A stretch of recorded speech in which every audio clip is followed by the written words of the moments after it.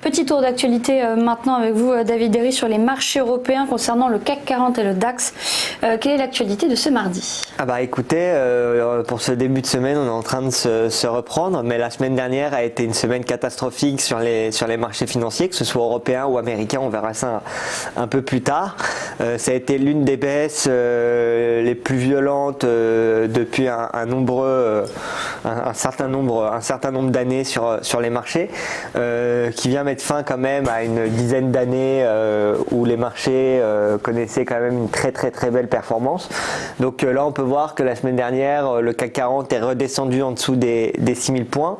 On est venu taper sur le support à 5250 et à partir de là on est en train de rebondir et en train de repartir à la hausse. Donc là en ce moment on prend 2,35% aujourd'hui depuis l'ouverture du CAC.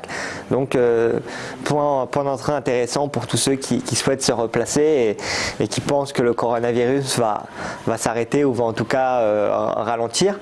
Ensuite il y a aussi le DAX, donc qui connaît un peu à peu près la même situation. Donc on peut voir qu'il a fortement chuté la semaine dernière. Donc on était passé de un peu plus de 13 500 points, on était descendu à moins de 12 000 et là on peut voir qu'on est en train de se reprendre.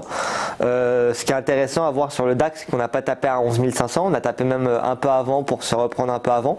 Donc contrairement au CAC 40, il n'est pas arrivé sur son support pour rebondir.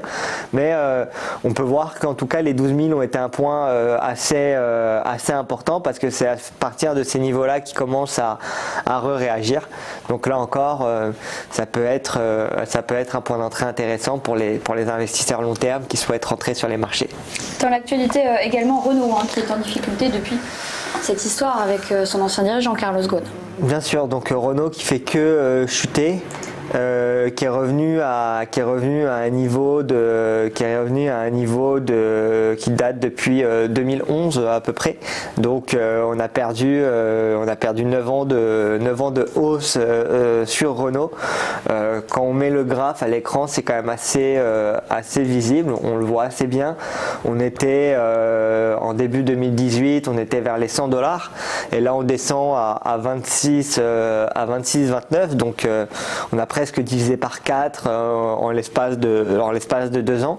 Et aujourd'hui Renault qui a du mal à renouer avec les performances positives en bourse, parce qu'on peut voir que depuis exactement le mois de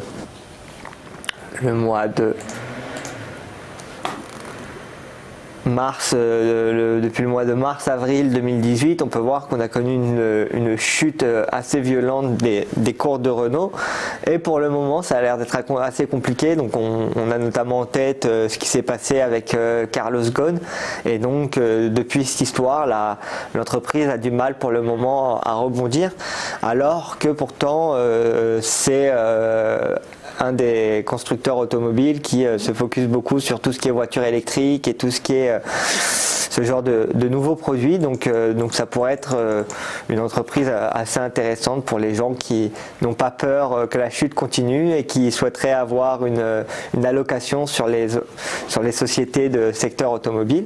Et sinon, autre société qui cette semaine a connu une grande volatilité sur les marchés européens et sur les marchés français, c'est Total. Et Total, on le voit là aussi à l'écran, où on a connu une chute quand même assez violente, parce qu'on est passé en début 2020, on était au-dessus de $50, enfin au-dessus de 50 €. Et on est vite redescendu, on est arrivé vers les 37 € sur Total, vers 37,50, et là encore on est en train de rebondir. Et donc après une telle correction, ça pourrait être intéressant. En tout cas, ce qui est sûr, c'est que ça laisse des points d'entrée à toutes les personnes qui souhaitent rentrer sur les marchés financiers.